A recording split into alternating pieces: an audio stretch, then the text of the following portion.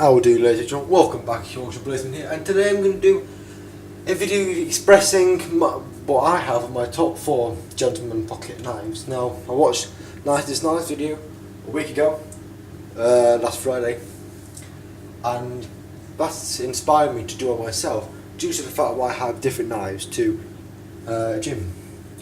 So, in my collection I've got knives from all over the world. And each knife, per se, is unique and traditional to that country. For instance, the Opinel for France, the Swiss Army knife, Victorinox, for Switzerland, the traditional Navaja for Spain, a nice classic slip joint Sheffield steel knife from the UK, and finally a different style. I've got 2 different styles of Portuguese traditional folding knives here.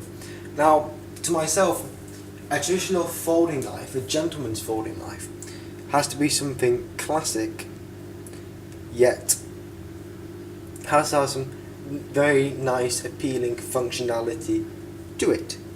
Something that is aesthetically pleasing to look at, and when one uses it, it does not look threatening. It looks like a delicate, very attractive piece of equipment, per se. Now, the classic, and I agree with Jim's philosophy here, Nicest Knives, that a classic traditional gentleman's folder would have a main blade and then a pen blade. Unfortunately, I do not have a normal Swiss Army knife, a 1 bar with the main blade and the pen knife. Unfortunately, I don't have that, and I'm looking to buy one. But for this example, I'm using the Recruit. So just to say, this is a 1 bar main knife and pen knife, per se. Now, I have to take into account in my collection that I have a vast amount of folding knives, a few modern and a few traditional classic. Now, for me to choose a top 4 gentleman's folding knife is very difficult, because each knife I have is traditional, which can be used as a gentleman's folding knife, is different. For say, you have your nice classic British jackknife, slip joint, a lamb's foot blade, a nice bone handle with a ring here, and a rope spike. Now that's all very nice. Then if you compare it to a Spanish Navaja by Martinez Albinox, we have, again, yet bone, a unique style handle with a clip point blade which locks.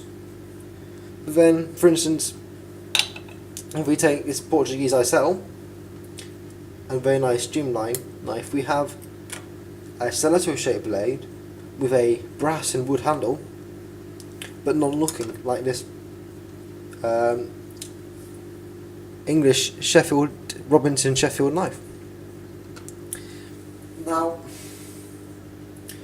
I want to put into say, but I do not own this knife here. This is my dad's, but he doesn't use it, so I use it occasionally, because I look after it, I sharpen it for him, so therefore he allows me to use it. Now, if I had to choose, these are a traditional knife that I have in my collection that is not, how we say, the blades are massively big, they are of reasonable length for tasks. So, if I had to choose 4, I have 1, 2, 3, 4, 5, 6. I have 6 knives here. 6 knives in front of me that could classify as yourself as a gentleman's folder. Now, the reason why I say this is because you have 6 knives here that look aesthetically pleasing to the eye, that are made of genuine natural materials, apart from the Victorinox. However, we are saying that this is a 1 bar with your main blade and pen knife, which is used as a gentleman's folder because you have only 2 blades that are functional for everyday tasks. But yet, if you pulled out a Spyderco, you think, oh, that guy, is a tactical person. But if you pull out this, you see that person respects and uses this for daily tasks without showing off that they've got a big, robust tactical folder. So, I'm going to go into this and pick out my 4 from this 6. My first one will have to be this English Robinson stainless steel from Sheffield knife. The reason I say this is because this knife is legal in the UK to carry. It is less than a 3-inch blade, a very nice horn handle on the bone, I am unsure. You have a very nice rub spike. Now, this may not be functional in average day life, which I will agree to. However, when one pulls this out, you see a very nice classic British ingenuity handmade knife, and it is very nice to look at, as it's not all modern and robust. It's a very old traditional knife that can be seen a gentleman carrying to perform everyday tasks. So this is one of them. One of them I would not per se use would be this Opinel. The reason why I say this is because this Opinel, yet it may be traditional to France, made by natural materials, just over a 3-inch blade I believe, and looks quite nice. The reason why I wouldn't is because out of all of these knives, the 4 I've chosen, it is not the most aesthetically pleasing to look at. Yes, it may be traditional and a very good budget friendly blade to carry around with you. I do not think it fits that bill, as personally it doesn't come across as a very nice traditional knife. Yet I like the knife, I love Opinel, I think they're a very nice company, producing very good quality knives for the price they are. I will not classify it as a gentleman's folder. So, this is the Opinel number 8. It's not a contender for my list. Now, I like Spanish knives a lot. Oh, sorry, I've left one here actually. Forgotten one. Sorry, let me put that back. That is the Moeller GT. Forgot to put that in my pocket actually. Oh dear. So 2 style of Spanish knives here. So far the Opinel is not a contender out of the 7, and the British one is. My next knife that I would choose from my list, again practical to the UK, is this Swiss Army knife. Reason why? Because when I take it out and use it, it is not threatening. The blade is less than 3 inches, and this is a classical Swiss engineered knife that is well respected, and when one takes this out, the people in the surrounding area are not threatened per se. If I took out this Navaja, some people might respect it, other people won't feel threatened by it due to the clip point blade, a very frustrating blade style compared to the Swiss Army knife. Even though if I took it out in Spain, maybe not, people are used to it, it's a Spanish knife. But this Victorinox, I like a lot. And it's a recruit, it's a small slip joint blade that can slip in the pocket easily, and I think it is well respected blade that a gentleman should be able to use. Granted, the blade is a bit scratched up, but if you had a nice unscythed one that's not been scratched up, because this has been one of my first knives, then it'll be a nice knife to carry around.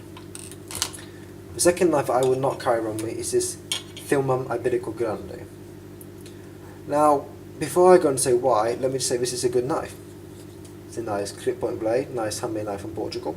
Very nice beechwood handle scales here, with the company laser jetted into that. And a very comfortable, ergonomic knife in the hand. And might I say, it does look very nice. The reason why I will not take this knife is because the blade is very big. Even though it is streamlined, I will not take this knife due to the functionality purposes. This lock, you got to push it to the right. I do not like, and the one I've got is you've got to really push it in and it digs into the hand, which may not promote easy use. Second of all, the blade is very large.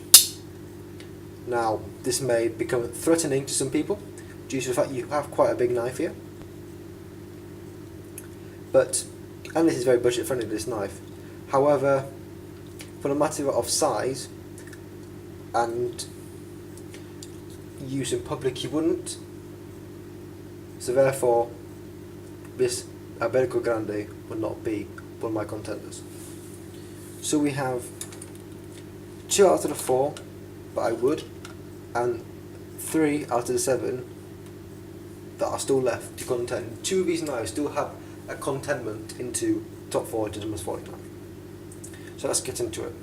The one that I would use is this Martinez Albinox Navaja de Lujo. The reason why I say this is because you have a very, very nice clip point blade, a very lovely blade. Now, even though I said it may look scary in public, you whip up a nice pointed blade, you also have to take into the aspect of this very, very high quality, lovely bull horn, followed by the lovely indentations and markings of the handle, the brass pins, the metal coming down here, like inlays into the horn, and the end here. Well, I see some very nice markings. It may take after Laguerre knives. If you look on Laguerre knives from France, they have a sort of indentation here. But this is a very nice classic Navaja.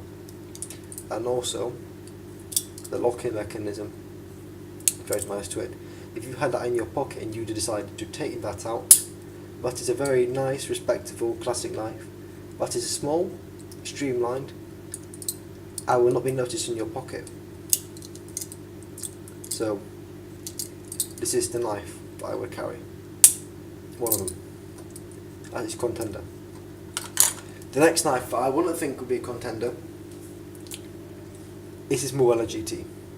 Now this is very hard for me compared to the Aicel and the Muela, because Muela are a better company than Aicel.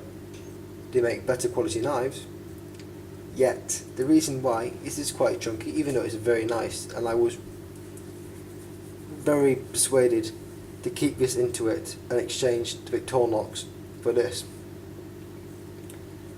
It's a beautiful knife, and I say it's very nice, very gentleman's folder, but it is quite big. You know what? Changing my opinion. This knife is staying in, this Muela GT. I'm taking out Victorinox. I'm not sorry, but that is a very beautiful knife. Lovely craftsmanship of the handle, olive wood. The back of the knife, you've got these nice patterns in there. And this is a handmade knife, and look at that skill carved into there with the brass bolsters locked back. It's nice, definitely in. Now that was very hard for me, and the last knife at that stage is this Aicel. Very streamlined knife, brass, slip joint, 1 layer, and a nice stiletto blade that is razor sharp. Now this is a handmade knife, and the reason why I decided this one is because it's very narrow and streamlined and non-threatening. So you can easily slip this in your pocket, and when needed you can open up your packaging, you can, whatever you needed this for, you've got a nice streamlined narrow knife that takes up no room at all and is very aesthetically pleasing to look at. So the top 4 contenders that I have chosen for my top 4 traditional gentleman's folding knife is a Muela GT from Spain, a Robinson's jackknife from England, a Spanish Navaja from Martinez Albinox, and a traditional Portuguese slip joint from the company Aicel. Thank you guys for watching this video. I hope you enjoyed it. If you did, give it a big thumbs up, and you're more extreme than that, subscribe to my channel because it will really help me grow. I've got 44 subscribers last time I checked, so let's get that to 50, and at 50 I'm going to do a Q&A and maybe a giveaway. Maybe, I'm not sure yet. Ooh. So yeah, thank you guys for watching this video. I've been your host, the one and only Yorkshire Bladesman, and I'll see you next time.